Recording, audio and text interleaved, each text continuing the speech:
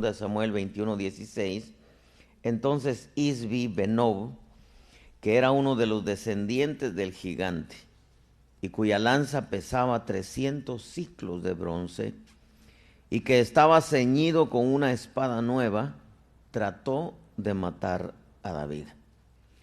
Pero Abisaí, hijo de Sarbia, vino en su ayuda e hirió al filisteo y lo mató. Entonces los hombres de David le juraron diciendo: nunca más saldrás a la batalla con nosotros, para que no apagues la lámpara de Israel.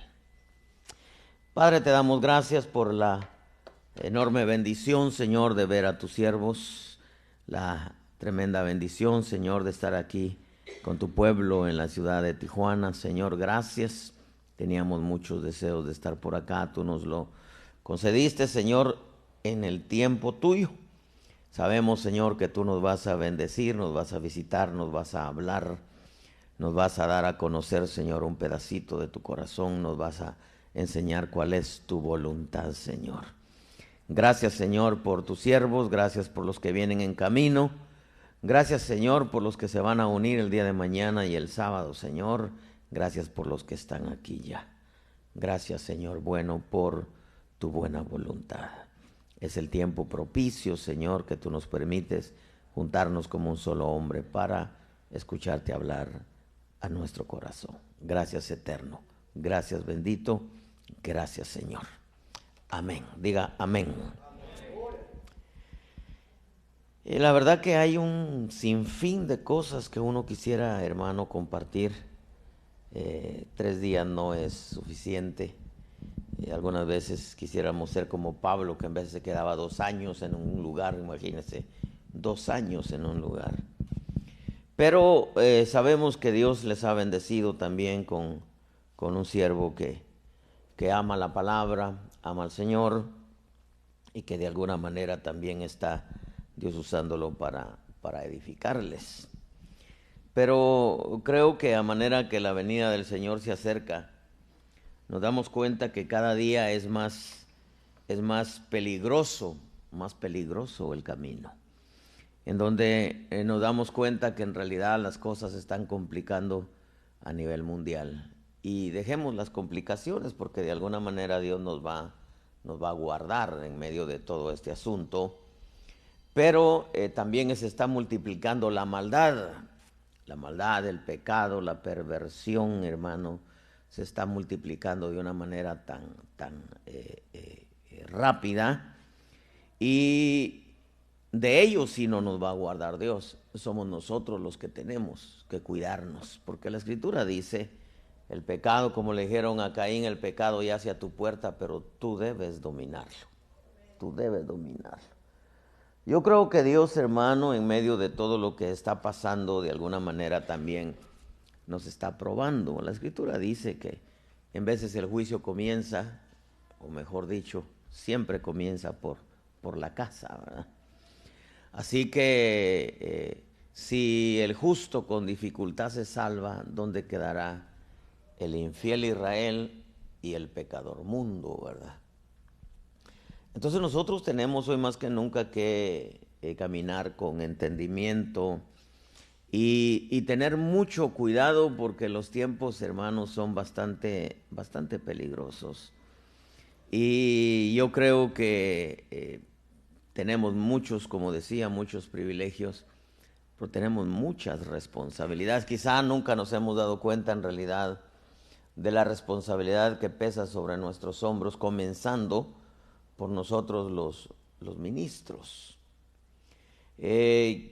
La historia se vuelve a repetir, la historia que vemos nosotros, lo que sucedió en el huerto donde estaban los Adanes, en donde la serpiente buscó la forma de cómo poder seducir a la mujer, trastocándole sus sentidos, los 5 sentidos, que tienen que ver los ojos, los oídos, la nariz, que es el olfato, el gusto y el tacto.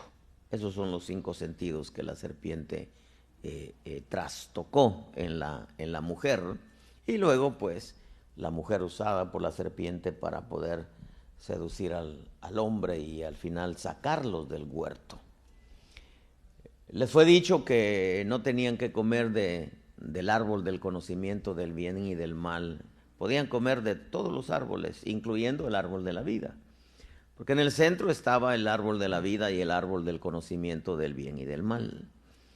El árbol de la vida tenían acceso ellos, pero el árbol del conocimiento del bien y del mal no podían comer. ¿Por qué? Porque era un árbol que les daba a probar las dos fuentes, el bien y el mal. A eso le llamamos el árbol de la religión, porque la religión le enseña a uno que puede hacer lo malo, pero también le enseña ciertas cosas buenas, ¿verdad? Y lamentablemente eso es lo que enseñan las religiones, que uno que otro principio bueno, pero que no hay problema con lo malo, ¿verdad? Eso es lo que enseña el catolicismo, eso es lo que enseñan el Islam, eso es lo que enseña el budismo y todas las religiones existentes. O sea que el hombre puede practicar las dos cosas, que no hay ningún problema. El Evangelio no. El Evangelio nosotros venimos acostumbrados a todo lo malo y nos empieza el Señor a enseñar todo lo bueno, para que nosotros aprendamos a escoger siempre lo bueno y entendamos que estamos en el reino de la luz. Y en el reino de la luz, pues todo lo que se practica debe de ser lo bueno. Pero la serpiente trastocó los 5 sentidos de la mujer, y los 5 sentidos implican los ojos, que tiene que ver con el ministerio apostólico, el olfato, que tiene que ver con el profeta. Usted ha escuchado esa famosa frase de algo huele mal, ¿no? Algo me huele mal, o sea, el discernimiento. Le trastocó también el oído, que tiene que ver con el ministerio del maestro, y el gusto con el ministerio evangelista, y el tacto, que es el ministerio pastoral. O sea que la serpiente no va a pensar que el diablo es tonto, el Señor lo reprenda. El diablo es inteligente, el diablo tiene poder, no tiene autoridad, pero tiene poder, ¿verdad? Es como decirle el Dios de este mundo no es el diablo, porque él fue creado. El diablo no es Dios. El Dios de este mundo se llama religión, que ha cegado el entendimiento de los incrédulos para que todos aquellos que no les brille la gloria del Evangelio. La gloria del Evangelio es una persona llamada Jesús. Y claro, si hablamos de Jesús, hablamos de su Evangelio, porque Él es la palabra y la palabra es Él. Entonces el diablo sabe que si logra minar a un ministro, a un apóstol, imagínense, cuando un apóstol están bajo su autoridad pastores, si logra torcer a un apóstol, pues tuerce a todos los pastores que están ahí bajo esa sombra apostólica. Y sabe que si tuerce a un apóstol, tuerce a los pastores, va a torcer al pueblo que están bajo esa autoridad pastoral. El diablo sabe cómo trabajar. Él sabe, él no corre prisa. En el huerto, imagínense, no había tiempo. ¿Cuánto tiempo tardó en poder seducir a la mujer? Si un día es como 1000 años, imagínense, pensemos que un día era como 1000 años. ¿Cuánto tiempo tardó la serpiente para poder seducir a la mujer y lograr sacar a toda la estructura de los Adanes de ese huerto? Entonces él tiene muy buenos principios que aprendió de Dios, y uno de ellos es la paciencia. Él no corre prisa. Él sabe que su final ya lo sabe cuál es, el lago de fuego. Pero él quiere arrastrarse toda la gente posible que pueda con él al lago de fuego. Una de las cosas que el Señor me habló hace poquitito fue el poder entender que una de los propósitos del sistema que está trabajando especialmente en Estados Unidos es erradicar del hombre lo que es el Evangelio y el sacrificio de Cristo. Porque si él logra eso, se va a llevar, imagínense, nadie va a creer en el sacrificio de Cristo, nadie va a creer en el Evangelio. Se va a llevar a un montón, hermano, al lago de fuego. Pero Dios no está cruzado de manos, Él sigue hablando, sigue enseñando y sigue insistiendo a tiempo y afuera de tiempo, porque al final de cuentas todo lo que está sucediendo a nivel mundial es solamente la separación del trigo y la cizaña. El trigo se va a ir a su lugar y la cizaña se va a ir a su lugar. Ese es todo el asunto. Porque ahí va a terminar la historia de la humanidad, en donde cada uno va a agarrar al lugar que le pertenece. Pero en medio de esta larga introducción, porque quiero llevarlo a algo que el Señor me habló y me hizo un poquitito pensar, reflexionar. Creo que todos nosotros tenemos ese cuidado de cuidar, valga la redundancia de palabra, nuestra vida delante de Dios. Quiero recordarle que el Evangelio no se trata de dejar de tomar, de fumar, de hacer drogas o decir malas palabras. Eso cualquier mundano lo puede hacer. El Evangelio se trata de cambios en el ser interior, que lo hace la palabra, el poder de la palabra y el poder del Espíritu Santo. Nosotros los ministros no los podemos cambiar. No podemos cambiar ni uno solo de nuestros cabellos, mucho menos cambiar un alma. Ese es trabajo del Espíritu Santo, ese es trabajo de la palabra, ¿verdad? Nosotros trasladamos la palabra de parte de Dios, interpretamos la palabra, pero no está en nosotros ni siquiera revelarle la palabra a usted, porque nosotros no podemos revelarla, es tarea del Espíritu Santo. Pero sí debemos de entender que tenemos nosotros una responsabilidad, y como le decía en un principio, aunque las cosas se compliquen, hermano, Dios nos va a guardar, nos va a llevar, nos va a abrir puertas, pero con el crecimiento del pecado, la maldad, la perversión, hermano, de eso no nos va a guardar Él. De eso nosotros tenemos que cuidarnos, ¿verdad? Y si, claro, si nosotros damos el primer paso en cuidarnos de ello, pues Dios va a estar ahí para auxiliarnos. Siempre va a estar ahí, hermano. Pero si nosotros no tenemos el deseo de apartarnos para Dios, no esperemos que Dios esté también ahí de nuestro lado. Porque la Escritura dice claramente que si nosotros nos acercamos a Él, Él se acercará a nosotros. O sea, el primer paso lo damos nosotros. Pero claro, si nosotros nos alejamos de Él, pues Él también se aleja. Porque el pecado hace que Dios se aleje, exactamente lo que sucedió en el huerto. La rebelión del hombre hizo que el Señor se alejara y protegiera el huerto, poniendo querubines con espadas encendidas para que el hombre no tuviera acceso ya al árbol de la vida, porque si tenía acceso al árbol de la vida, pues iba a eternizar en pecado. Y era lo que Dios no quería. A mí me puso a pensar esto, créame, como ministro, como hijo de Dios, porque esta historia relata que Isbi Benov, dice, era uno de los descendientes del gigante cuya lanza pesaba 300 ciclos de bronce y que estaba, dice, ceñido con una espada nueva, que trató, dice, de matar a David. Vino en su ayuda Abisai, hijo de Sarbia, mató, dice, hirió al filisteo. Y entonces los hombres de David dijeron, no vas a salir más a la batalla con nosotros porque se va a apagar la lámpara de Israel. A la luz de esta historia, ¿qué era lo que quería hacer este gigante filisteo? Era matar a David, era matar a quien tenía la comisión, era matar a quien o sobre quien estaba la unción, sobre quién estaba la revelación. En otras palabras, el ataque en ese tiempo final es a los ministros.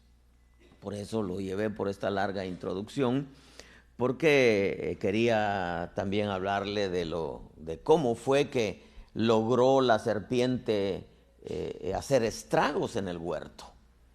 O sea que nosotros, la serpiente no está respetando, no le importa si alguien es apóstol, profeta, evangelista, maestro, pastor, si echa fuera demonios, si ve ángeles o profetiza o da palabra de ciencia o interpreta, no le importa.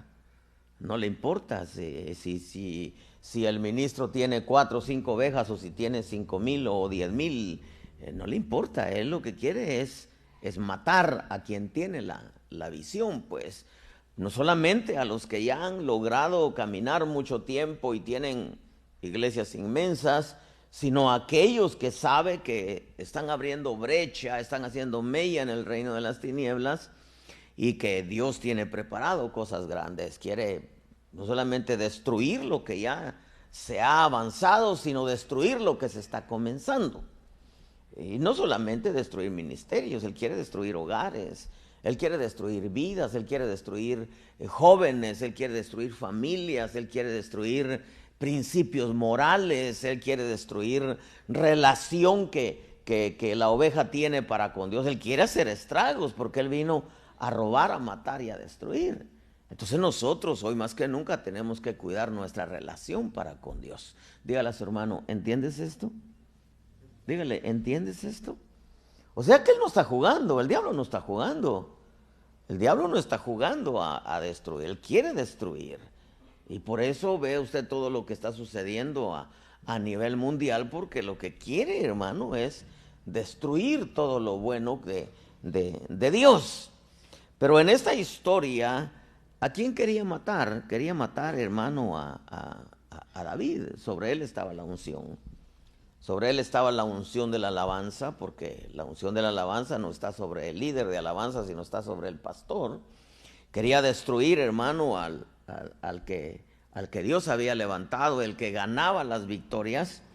Y Dios le había dicho a David que nadie le iba a hacer daño. Estaba escrito, y el enemigo no podrá hacerle daño. Y sin embargo lo hizo. ¿Cuándo lo hizo? Cuando David se descuidó por la situación con Betsabé. Entonces, como dijo una vez un profeta, a mí el diablo no me puede hacer nada siempre y cuando no peque. Esas palabras se me quedaron grabadas. O sea, el diablo no nos puede hacer nada siempre y cuando no pequemos.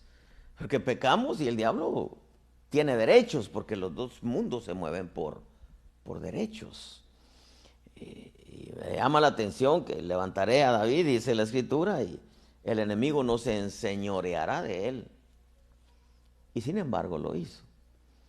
Acuérdese que aún en la pelea de David y Goliat, dice que Goliat maldijo a David por sus dioses.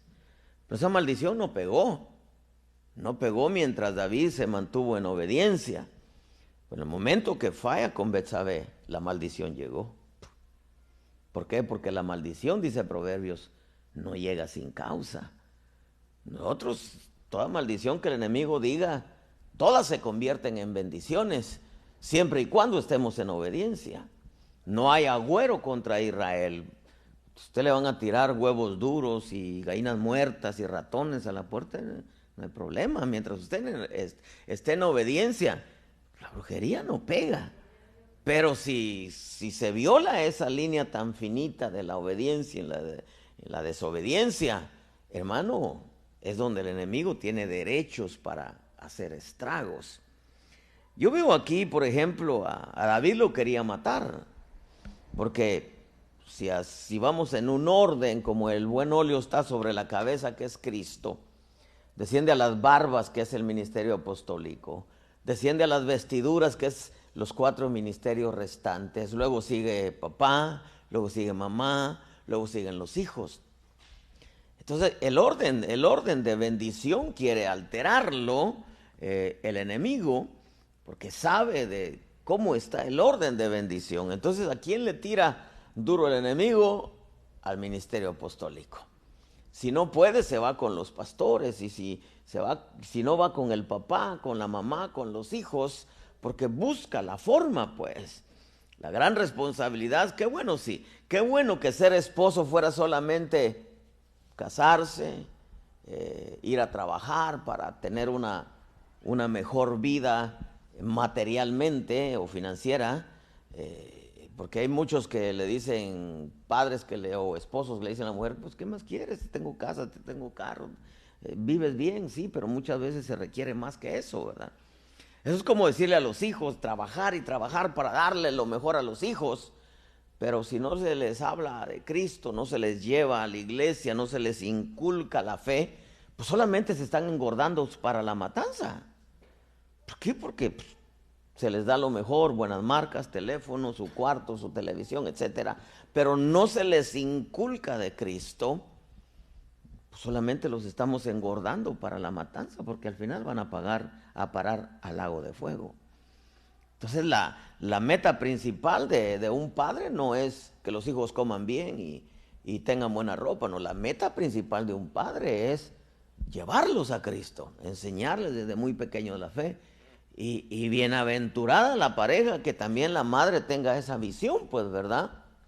Inculcarles, porque imagínense si el hogar está dividido en que solamente el papá busca, o en vez de solamente la mujer está dividido, y un reino dividido, hermano, no prevalece. Sembrar un hogar con dos clases de semilla, en donde uno de los dos les inculque de Cristo y el otro les diga que no es necesario, ¿verdad? Es un hogar que está dividido. En esta historia, vuelvo a repetir, el enemigo quería matar al que tenía la unción, al portador de la unción, al portador de la revelación, a quien Dios usaba para darle las victorias a Israel. No pudo porque aparece Abisai, hijo de Sarbia, hirió al filisteo y lo mató. Pero entonces se le juntan los hombres de David y le dijeron: no vas a salir con nosotros a la batalla para que no se apague la lámpara en Israel. Y la lámpara, hermano, representa a los que tienen la responsabilidad en la iglesia, en este caso los ministros, que son en donde está, hermano, la comisión, porque es una responsabilidad. Yo, créame, si a mí Dios me permitiera renunciar, yo le decía: ¿sabes qué, Señor? Mejor prefiero ser una ovejita en una iglesia, sentarme, ofrendar, diezmar, activar, trabajar ahí, pero no tener esa responsabilidad de pastores, imagínense, y de almas. Creo que yo soy el único pastor que le ora al Señor que se lleve a los pastores a otra cobertura, porque si ya no hay ningún pastor, yo me quité una responsabilidad. No sé por qué hay muchos quieren ser apóstoles, ¿verdad? Y quieren tener y hasta robar ministros para que crezca el ministerio, ¿verdad? Cuando yo creo que soy el único que le digo: Señor, llévatelos a otro lugar, pues hay un montón de apóstoles ahí, ¿verdad? ¿Por qué? Porque es una responsabilidad, hermano, ¿no? Y es una responsabilidad no solamente para el apóstol, es una responsabilidad para el pastor. Entre más ovejas tiene, más responsabilidad. Es una responsabilidad para los padres de familia, tienen sobre sus hombros a la esposa, a los hijos. Es una responsabilidad para la madre, tener hijos, ¿verdad? ¿Por qué? Porque si fuera nomás que los hijos vivan bien y coman bien y vistan bien, sería fácil. Pero no, que los hijos, hermano, como dijo Josué, tuvo esa lucha. Yo y mi casa, no dijo: yo y mi casa servimos a Jehová. No, yo y mi casa serviremos. ¿Por qué? Porque tenía esa batalla. Hermano. El deseo de Josué era morirse y que sus hijos sirvieran al Señor. Hay muchos padres que tienen, que lo único que quieren es que sus hijos estudien y que tengan lo mejor en la vida y que tengan un futuro aquí, pero ¿y el futuro en la eternidad qué pasó, pues? Pues nada serviría ser exitosos aquí en la tierra, como le dijeron a aquel hombre. Le dijeron, cuando dijo: alma, muchos bienes tienes, come, gózate, regocíjate, voy a derribar los graneros y me voy a edificar otros más grandes. Le dijeron: necio. Le dice: hoy vienen a pedir tu alma. Hoy vienen a pedir tu alma. Lo mejor que le podemos dejar a los hijos es la fe en Cristo Jesús. Y quizá algunos se van a enojar si les hablas de Cristo, pero es mejor que se enojen. Y si con todo y eso un día van a parar al lago de fuego, van a decir: razón tenía mi padre, razón tenía mi madre. Y no que te maldigan desde allá: nunca me hablaron de Cristo, pues, nunca me dijeron nada, nunca me estorbaron esto. ¿Sí me explico? Bueno, solamente uno dijo amén. Lo que el enemigo quiere, hermano, es matar a aquellos que tienen la unción encima, porque hay una gran responsabilidad. En el libro de 1 Samuel 3:1 dice: el joven Samuel servía al Señor en presencia de Elí. La palabra del Señor escaseaba en aquellos días, las visiones no eran frecuentes. Aconteció un día, estando Elí acostado en su aposento, sus ojos habían comenzado a oscurecerse y no podía ver bien, dice. Cuando, dice el verso 3, la lámpara de Dios aún no se había apagado. ¿Quién era la lámpara de Dios? Elí. Elí era el que tenía la responsabilidad sacerdotal, pero Elí nunca estorbó a sus hijos, se conoce la historia. Nunca estorbó a sus hijos, hermano, que no tomaban las ofrendas del Señor en serio. Todas las ofrendas que vemos en el Viejo Testamento representaban al sacrificio de Cristo.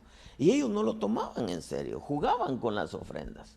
Nunca tomaban en serio el Evangelio y entonces Dios los mató. Dios los mató. Pero Elí, que nunca les dijo nada, ellos hacían lo que querían. Dice, cuando la lámpara de Dios aún no se había apagado, Samuel, dice, estaba acostado en el templo del Señor, donde estaba el arca de Dios. ¿Por qué le doy este ejemplo? Porque hay mucho que hablar de esto, pero ¿por qué? Porque la lámpara, hermano, es la responsabilidad que tienen, comenzando por los misterios apostólicos, siguiendo por los ministerios proféticos, que son los que confirman la doctrina, luego sigue el pastor, luego sigue el evangelista, el maestro. O sea, hay una responsabilidad.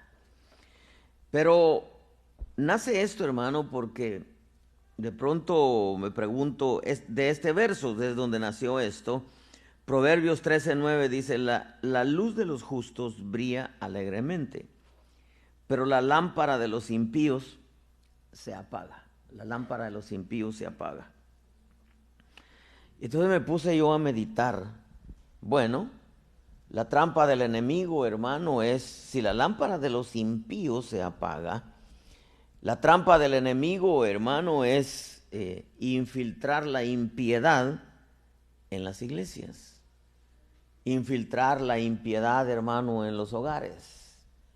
Infiltrar la impiedad en los ministerios, en las denominaciones, porque hay denominaciones muy grandes, hermano.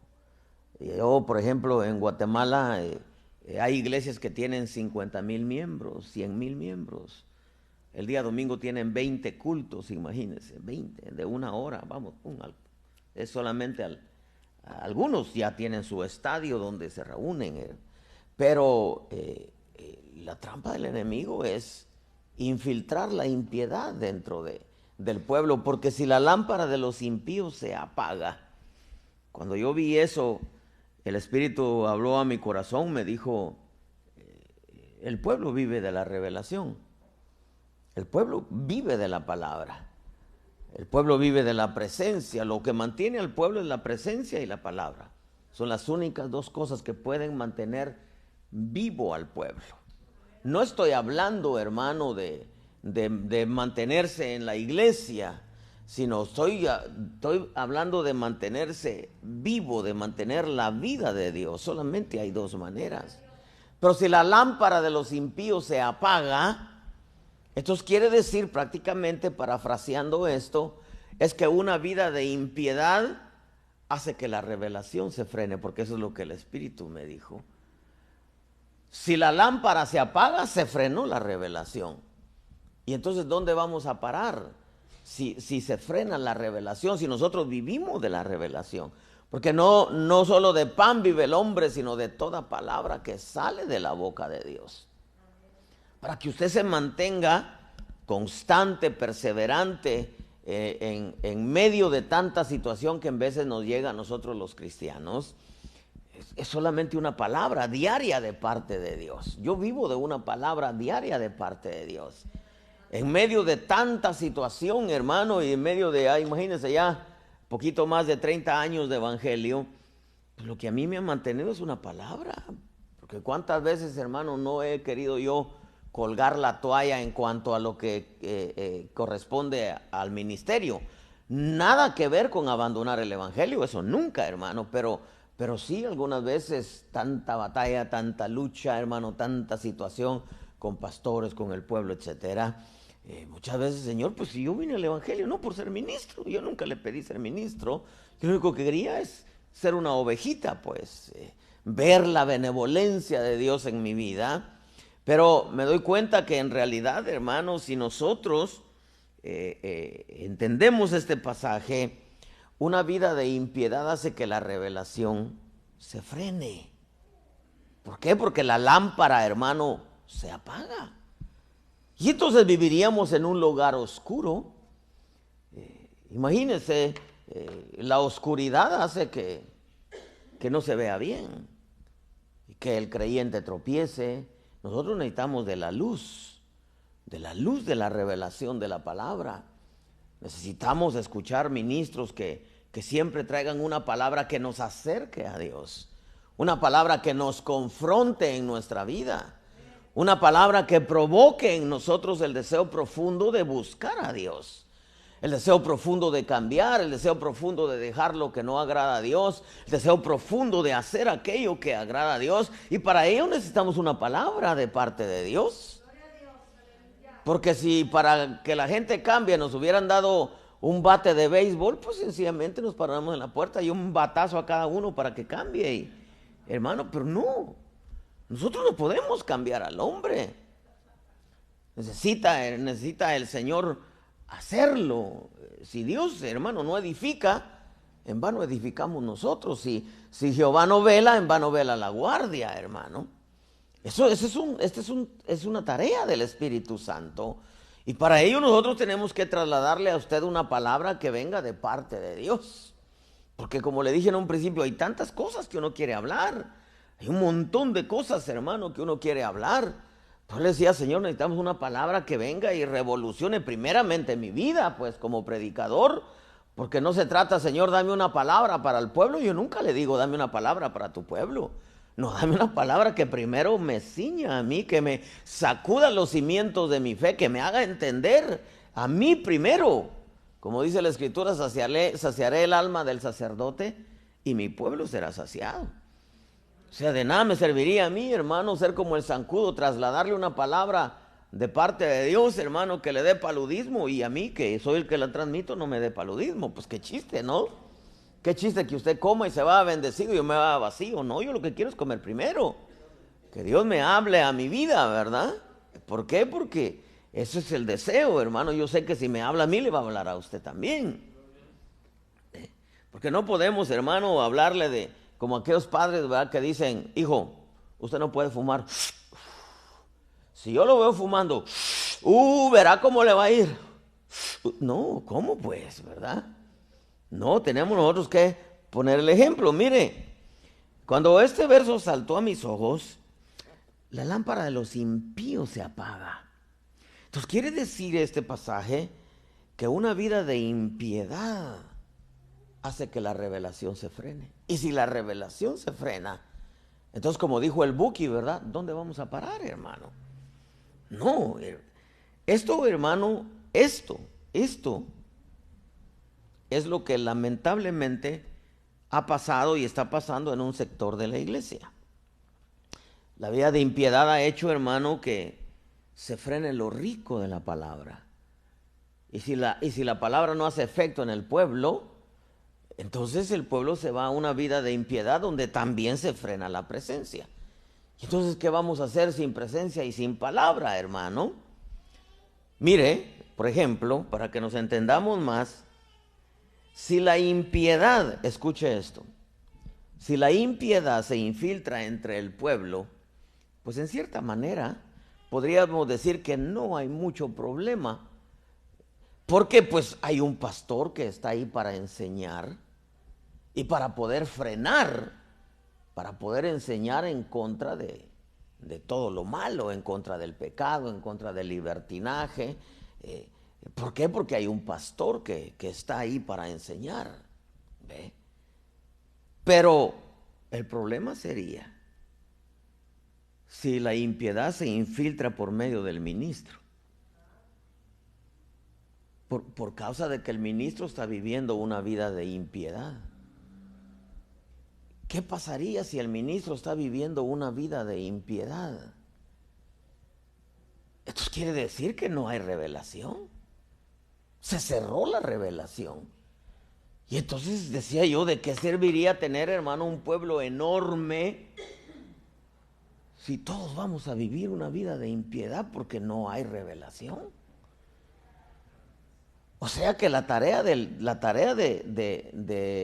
diablo es, hermano, no dejar que el pueblo viva una vida de consagración a Dios, sino que se revele a Dios, que viva una vida lejos del temor de Dios.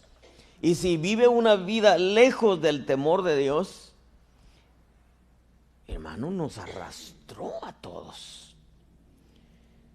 Y es que me puse a pensar por un momento. ¿Sí me estoy explicando, amados? ¿Me estoy explicando? Mire, Estados Unidos se caracteriza porque en los movimientos que han habido, Dios ha visitado grandemente a su pueblo. Por ejemplo, los luteranos, que son unas moles de edificios, hermano, vino una visitación de parte de Dios porque el Señor le reveló a Martín Lutero las 95 tesis de la salvación por gracia. Salvación por gracia. Entonces vino una visitación enorme, hermano, donde se tuvieron que levantar edificios grandísimos porque la gente no cabía, hermano. Pero todo eso se frenó. Se frenó. Y entonces, como Dios no está cruzado de manos, de pronto viene, hermano, la revelación del bautismo en agua, que no había que bautizarlos con unos chorritos en la cabeza a los niños, sino era meterlos todos al agua, hermano, y era ya porque habían recibido a Cristo. Y vino una visitación, apareció el movimiento bautista, hermano. Unas iglesias enormes que existen allá, hermano. Pero todo eso se vino frenando. Porque los bautistas no creen en hablar en otras lenguas, no creen en la danza, no creen en cobertura, no creen en dones. Creen en Jesucristo por misericordia. Pero se frenó todo eso y de pronto, hermano, repito, como el Señor no está cruzado de manos, vino otra visitación a los metodistas con palabra de santidad, una vida de santidad, y vino una visitación enorme y se levantaron grandes edificios, hermano. Eso es asombroso. Los metodistas ahora tienen pastores, hermano, transgénero, pastoras lesbianas, pastores homosexuales. Y estamos hablando de unas grandes iglesias, hermano, grandes edificios, donde quedó la palabra de santidad que Dios les reveló. Pasa eso y en Azusa, California, viene el Espíritu, bautiza un montón con el Espíritu Santo y aparecen los pentecostales, hermano. Y una otra visitación, hermano. Pero ¿dónde quedaron todos esos? Dijo alguien, a los pentecostales nomás les quedaron los costales porque el pente se les desapareció, pero hermano. ¿Qué pasó con todos esos movimientos? Estamos en un tiempo peligroso, hermano. ¿Por qué? Mire, ¿por qué nace esta enseñanza? ¿Por qué es que vemos ahora tanto cambio doctrinal en muchos movimientos? ¿Por qué? ¿Por qué, hermano, en vez de ver que Dios quiere visitarnos, Dios quiere hablarnos, Dios quiere hacer cosas bonitas en medio nuestro, por qué hay tanto cambio doctrinal? Hermano, por ejemplo, yo he conocido a muchos pastores que antes hablaban en contra de las fiestas paganas y ahora las celebran. Hermano, y uno dice, pero ¿qué pasó pues? Van como en un retroceso como la mujer samaritana. La mujer samaritana creía en el matrimonio, le falló el primer marido, se casó. Hermano, le falló el otro, se volvió a casar. 5 había tenido y el que tenía no era su marido. Era nomás su compañero de recámara. El Señor le dijo, 5 has tenido y el que tienes no es tu marido. ¿Qué le estaba diciendo? Antes creías en el matrimonio y como te fallaron, ahora ya no crees en el matrimonio, ahora vives en unión libre. ¿Qué le estaba diciendo? Diste un retroceso. Estamos hablando de los días de Jesús. Si queremos meternos en los días de Jesús, ¿cómo cayeron las iglesias, hermano? En donde vendían ovejas, comerciaban con las ovejas, vendían bueyes, Ministros que, hermano, comerciaban que eso de que de 100 y le van a dar 1000, de 1000 y le van a dar 10,000. Hermano, qué terrible. En donde vendían la unción y honre la unción y vamos a recoger una ofrenda especial. Hermano, y las iglesias, yo no sé, hermano, mire, yo aquí veo rostros nuevos, no sé si usted se congregaba en alguna otra iglesia o tal vez se movió por acá y no tenía iglesia donde congregarse, Dios lo trajo para acá, pero ¿cuánto comercio no ha habido, hermano, en las iglesias? ¿Cuánto comercio? En donde en realidad lo único que le importa al pastor, hermano, es que den dinero. No importa cómo esté la condición del pueblo. Pero ¿a qué se debe eso, pues? ¿A qué se debe eso? Yo pienso que se infiltró la impiedad. Y al enfrentarse la impiedad, hermano, se frenó la revelación. Y si la revelación se frenó, entonces no hay cambios. Digo, si la impiedad se infiltra en la iglesia, en cierta manera no hay tanto problema porque el pastor va a enseñar acerca de una vida de consagración, una vida de temor reverente hacia Dios, una vida de que hay que arreglar lo que hay que arreglar, porque es verdad que tenemos cosas que arreglar todavía. Aquí no importa, hermano, que tan viejos seamos en el evangelio, siempre habrá algo que arreglar, siempre habrá algo que corregir. Para subir a donde estaba el trono de Salomón, habían 6 gradas más el trono 7 número de perfección. Y en cada grada, tanto al lado izquierdo como al lado derecho, había un león. Segunda grada, otro león. Un león aquí, un león acá. Tercera grada. Aquí no importa qué tan viejos seamos en el evangelio, no importa qué título tengamos. Aquí estamos luchando con la carne. Como dijo una vez un pastor, hermano, de 40 años de predicar, dijo: mientras corra sangre por mis venas, yo voy a seguir batallando. Y la gran batalla la tenemos contra nosotros mismos, el gigante, hermano. Por eso le dijo Pablo a Timoteo: ten cuidado de ti mismo. No te preocupes tanto del diablo. Ten cuidado de ti mismo. El gigante número 1 aquí somos nosotros. Si el evangelio fuera nomás ir a la iglesia, cantar, ofrendar, diezmar, danzar, servir o predicar o dar tu diezmo, eso cualquiera lo puede hacer, hermano. Eso cualquiera lo hace. Ya no tomo, ya no fumo, ya no bailo, ya no hago drogas. Eso cualquiera lo hace. Pero, hermano, hay una batalla. Aquí no importa qué tanto hayamos avanzado. Esta es una batalla, hermano, hasta que partamos de esta tierra. Mientras partamos de esta tierra mientras no partamos de esta tierra vamos a tener esa batalla. Y el diablo sabe que puede echarnos a perder la vida porque el deseo de él es llevarnos con él al lago de fuego, hermano.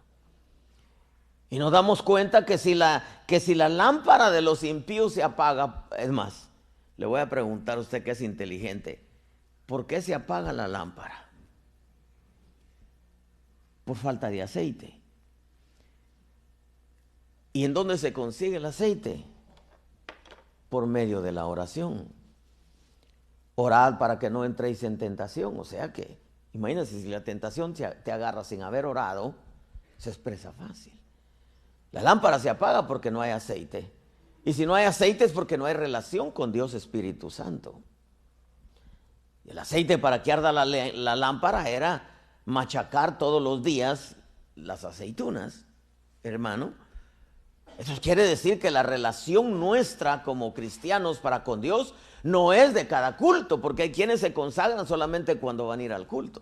Y más si les toca servir o les toca cantar acá o les toca tocar, se consagran más. Pero no, el evangelio es de todos los días. El culto es de todos los días.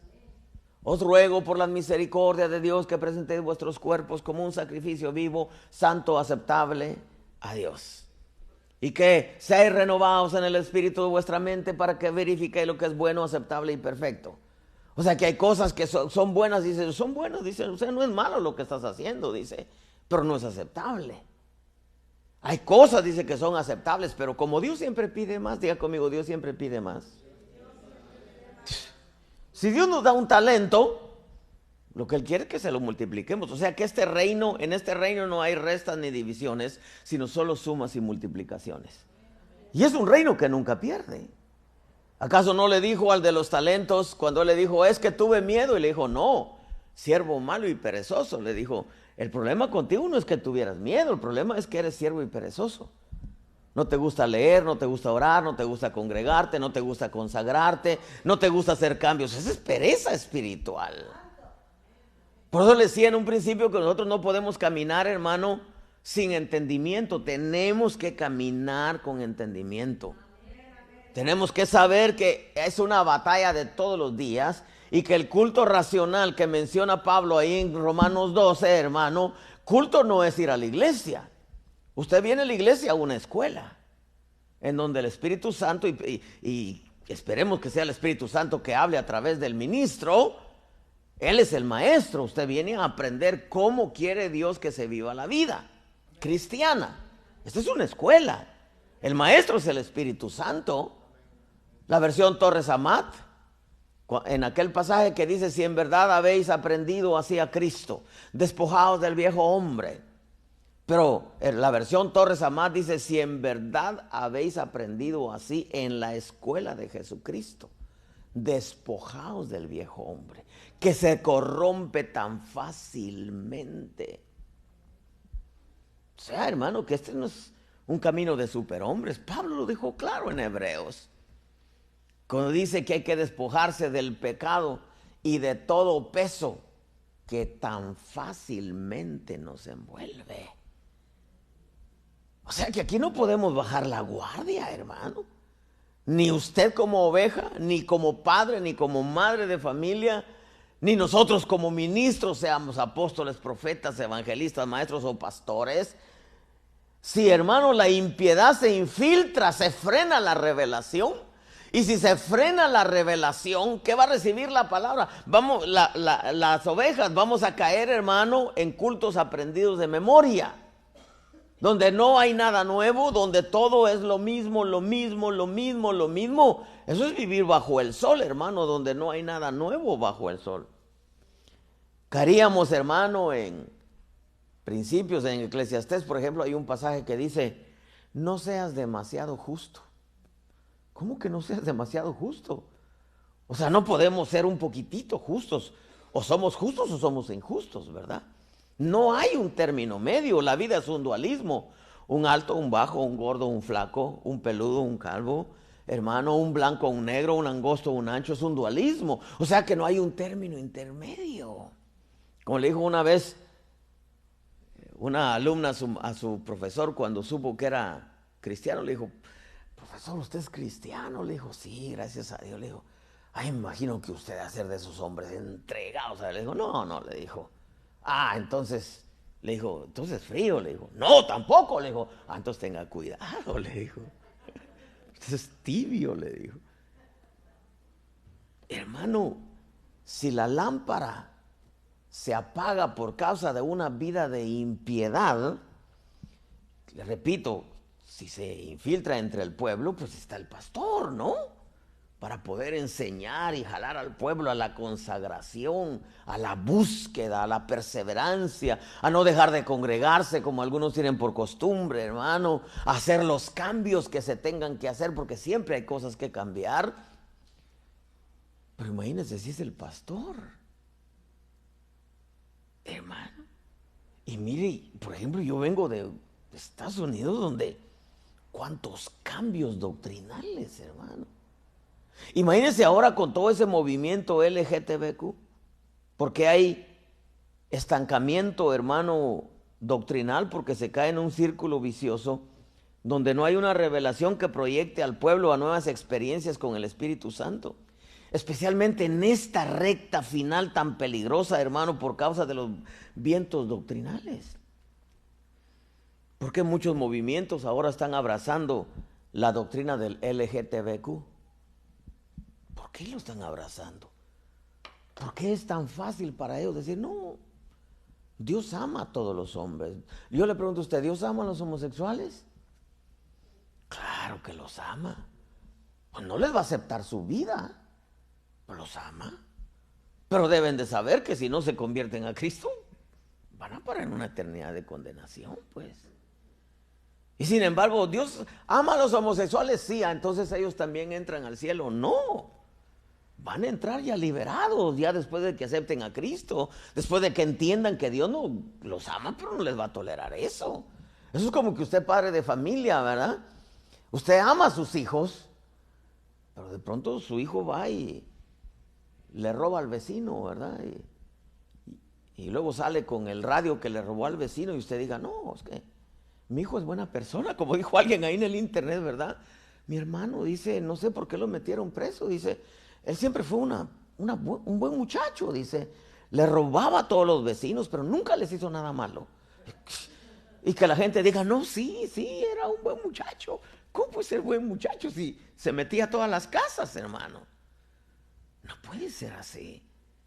Entonces, de pronto yo me di cuenta, estamos en un tiempo tan complicado, estamos en un tiempo tan difícil, hermano, donde impiedad, según el diccionario de la Real Academia, dice que impiedad es no tener amor por el bien común.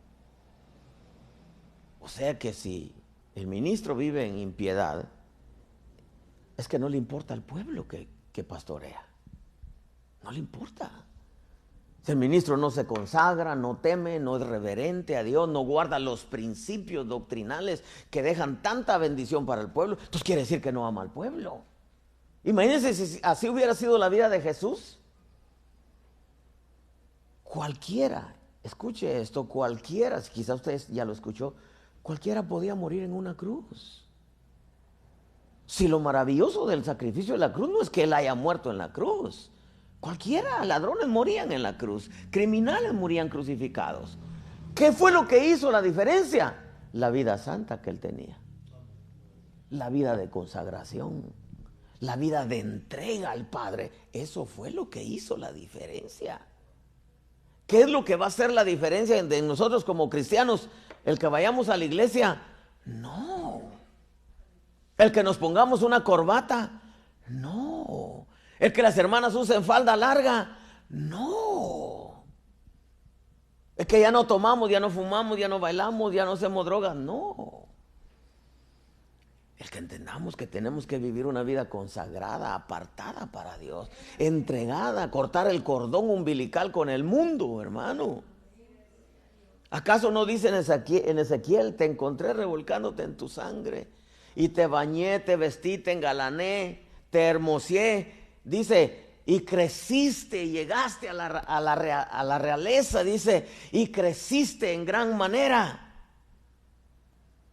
Pero nunca cortaste el cordón umbilical con Sodoma. Entonces, de nada serviría una iglesia enorme. Yo no tengo nada con las iglesias enormes, hermano, gracias a Dios por ello. Pero que corten el cordón umbilical con el mundo, hombre. ¿O usted qué cree? ¿Verdad?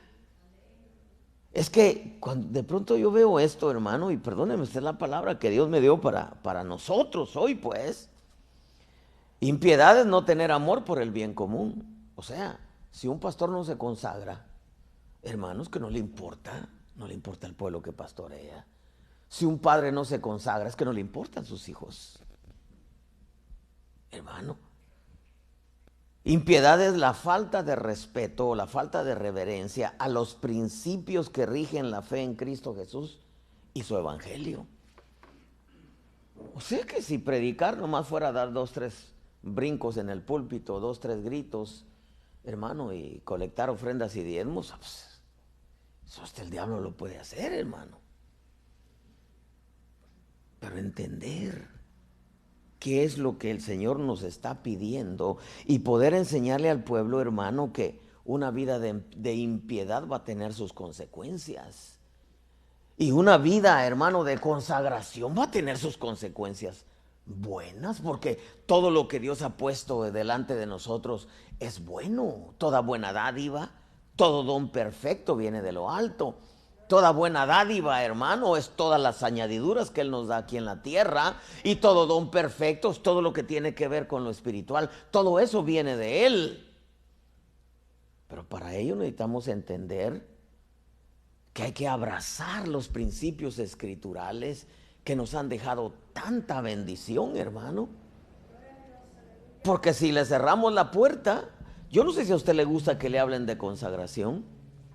Bienaventurados, si usted, el pastor le habla de consagración, de búsqueda, de perseverancia, de apartarse. Si a las mujeres les agrada que el pastor cuando predica diga: mujeres, sujétense a sus esposos, respétenlos, ámenlos, háganles piojito, y usted dice amén, amén, usted se contenta, pues bienaventurado su corazón. Pero si usted se molesta, ay, es peligroso, hermano, es peligroso. Si al marido le agrada que el pastor diga: respeten a sus mujeres, trátenlas como vaso frágil. No son vaso frágil, la Biblia no dice que son vaso frágil. Son como vaso frágil, parecen frágiles, pero no lo son. Ellas lo saben, nosotros lo sabemos, pero la Biblia nos ordena tratarlas como vaso frágil, porque eso nos va a dejar bendición. La misma Biblia dice que hay que tratarlas, hermano, como vaso frágil para que nuestras oraciones no sean estorbadas. Entonces, tener nuestra esposa y tratarla, hermano, como trapeador y pasarnos horas orando no nos va a servir de nada.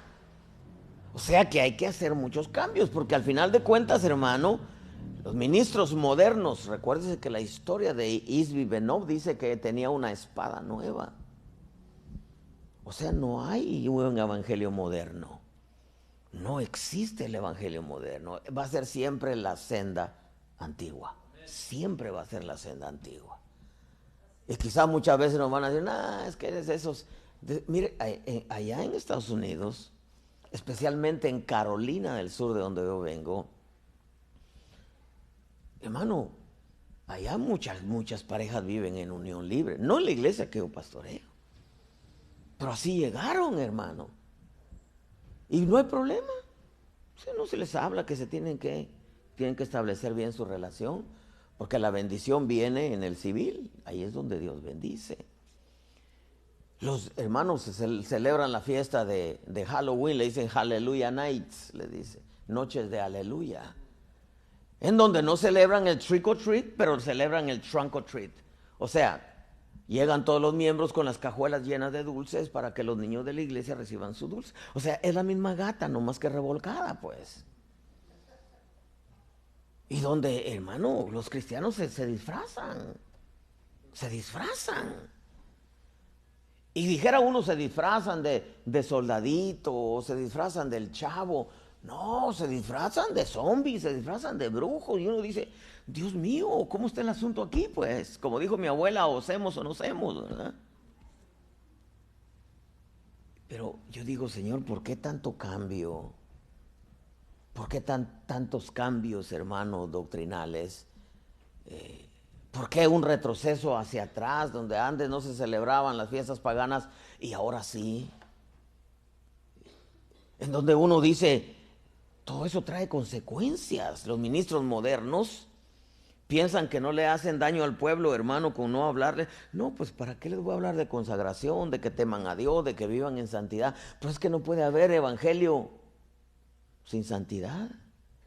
No es evangelio. No puede haber consagración sin evangelio. Si no, preguntémosle a los curas. De nada sirve que se vayan, hermanos, se retiren a los conventos a consagrarse, entre comillas, si no es evangelio, si no es el evangelio.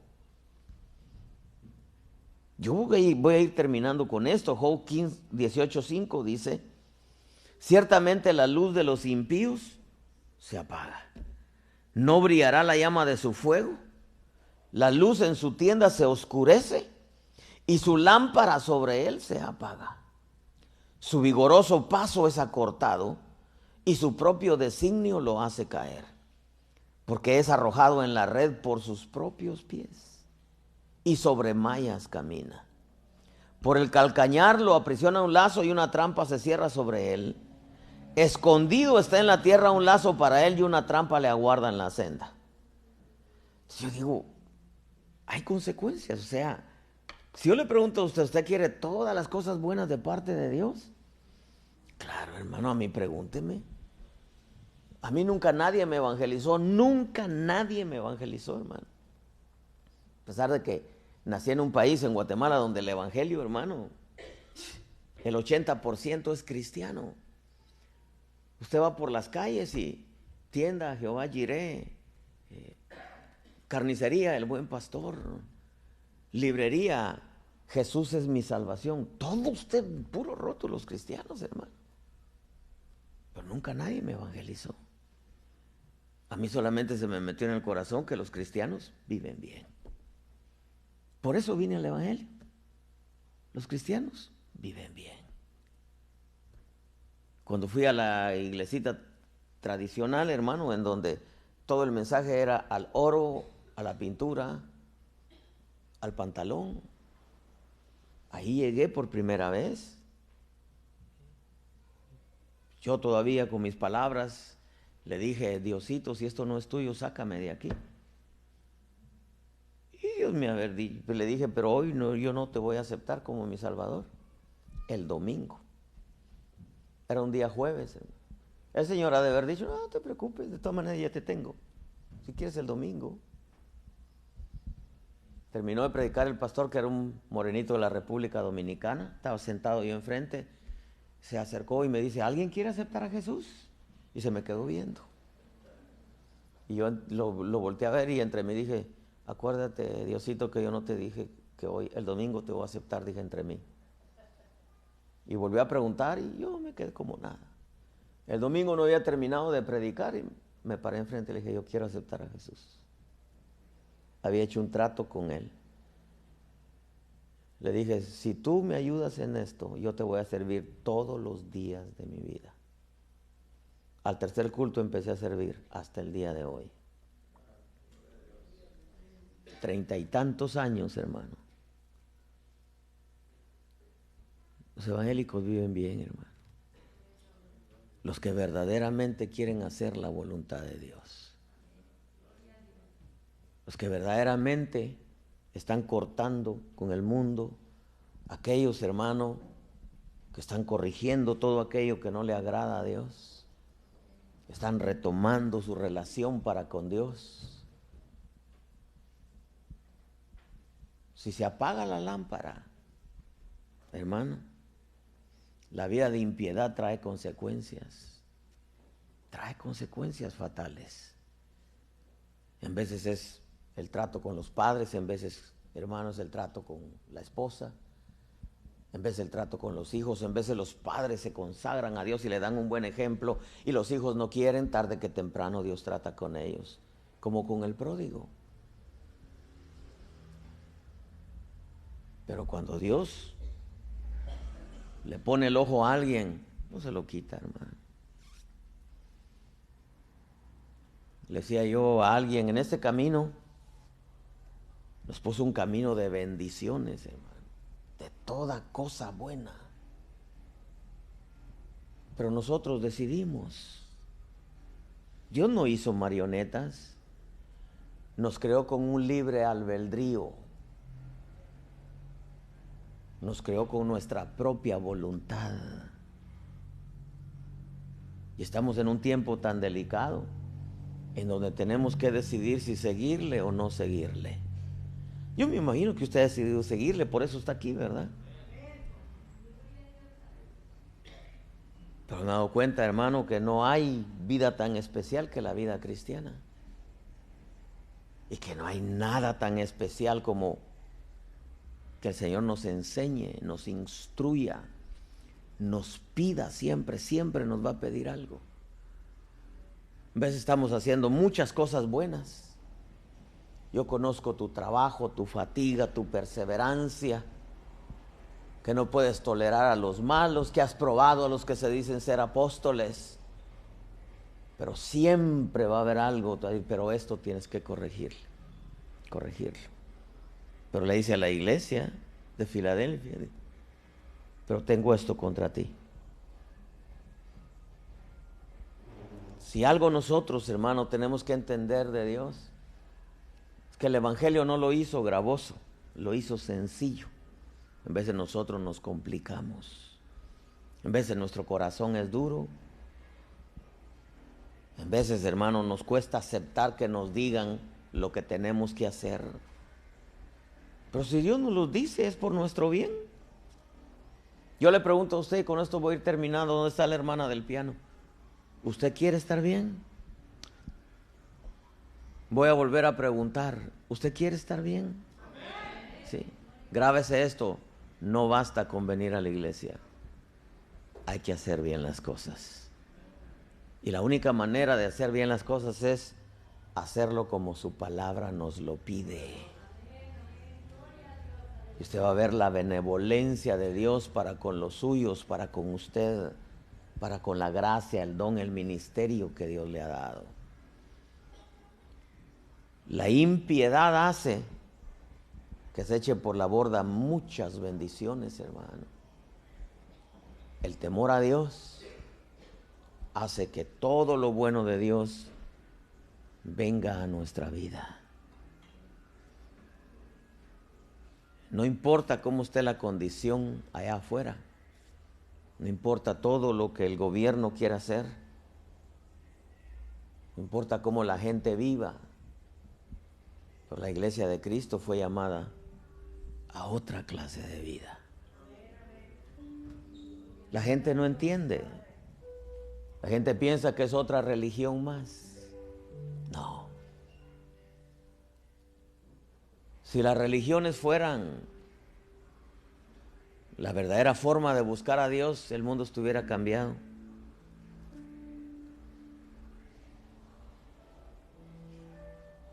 Pero es el Evangelio, el poder de la palabra, es el poder del Espíritu Santo el único que puede cambiar al hombre. Es el Evangelio el único que puede hacer que el hombre viva una vida tranquila, con esperanza de cosas mejores para él, para ella, para los hijos. Porque lo mejor que le puedes dejar a tus hijos, ¿quieres ponerte de pie? Lo mejor que puedes dejarle a tus hijos es la fe. Porque sabes que van a estar en las mejores manos, que es en las manos de Jesús. Estamos en un tiempo tan delicado, en donde estamos viendo muchos cambios aún dentro de las iglesias cristianas, en donde ya no importa cómo esté la oveja, si no importa cómo está la oveja, es porque ya se infiltró la impiedad ahí. Porque si algo debe de importarle a un ministro son las ovejas.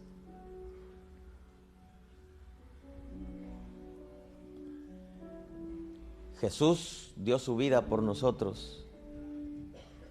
El buen pastor da su vida por las ovejas. ¿Y cómo da su vida? En una vida consagrada a Dios, una vida apartada para Dios, que sabe que mientras Él se aparte, nunca va a faltar ni su revelación ni su presencia.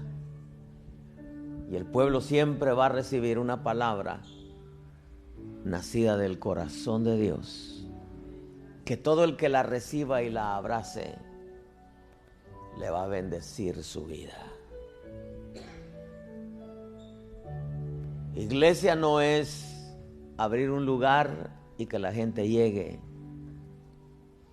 Iglesia es que la gente que esté ahí disfrute el Evangelio y disfrute a Jesús.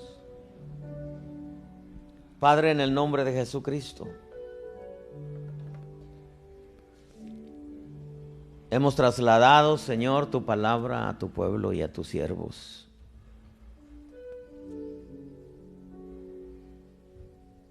Quizá no vamos a entregar cuentas de muchos, oh Dios, pero sí de los que has puesto en nuestras manos. Así como todo padre de familia entregará cuentas de sus hijos, porque al final de cuentas no son nuestros hijos. Antes de ser nuestros hijos son hijos tuyos, de los cuales tú también nos vas a responsabilizar, oh Dios. Y si tú como nuestro Padre, tu deseo es que estemos bien, también el deseo nuestro es que los nuestros estén bien, oh Dios. Danos la sabiduría, el entendimiento, el amor, el temor de Dios para guiar a nuestros hijos, para enseñarles, para encauzarlos por el camino, incluso para estorbarles lo malo que hagan, porque así lo hace tu Espíritu Santo para con nosotros. Nosotros no podemos cambiarlos, pero tú sí puedes. Como dijo Pablo, y para esto, ¿quién es suficiente? No hay hombre que pueda cambiar al hombre. ¿Quieres levantar tus manos? Pero tú sí puedes, dile. Tú sí puedes cambiar a los nuestros. Tú sí puedes hacer de nuestro hogar, de nuestra familia, algo muy especial, Señor. Oh, Dios es bueno. Dios es bueno. El deseo de Él como Padre es verte bien. Pero para ello solamente hay una manera: abrazar su palabra.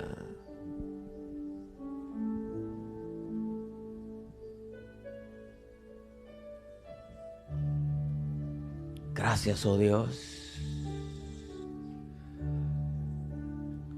Gracias por darnos la oportunidad de compartir con tu pueblo. Es tiempo, pueblo bendito, de levantar nuestro corazón y nuestra mirada a Él y decirle: Señor, estamos viviendo en un mundo que cada vez se corrompe más, se tuerce, se pervierte más. Estamos viviendo en un mundo que te está dando la espalda. Nosotros queremos estar cerca de ti cada día más, dile. Queremos, oh Dios, nunca soltarnos de ti.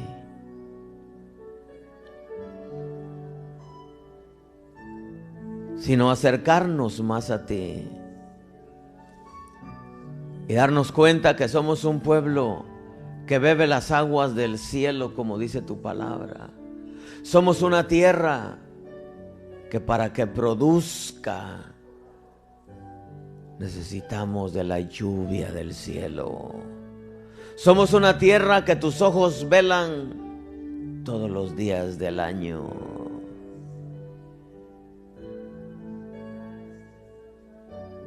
Oh eterno Señor,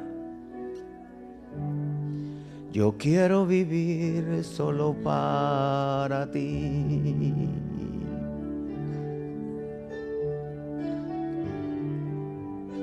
No basta solo con cantar, no basta solo con decir, no es suficiente solo con querer hacer. Es necesario morir.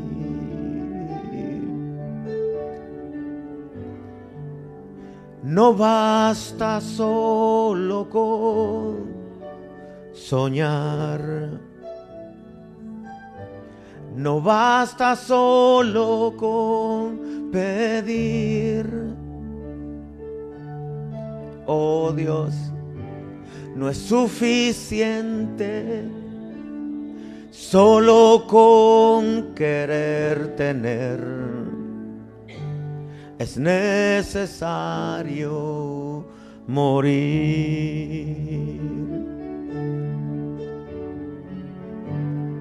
Dame tu vida, esa clase de vida que sabes dar. Dame tu vida.